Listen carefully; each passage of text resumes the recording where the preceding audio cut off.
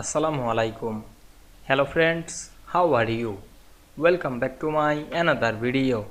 In this video, I am going to show you how to change color of selected text in PowerPoint at once. Let's get started. At first, you have to open a PowerPoint presentation.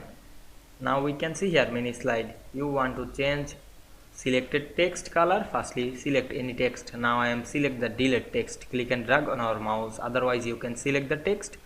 Double click on your mouse.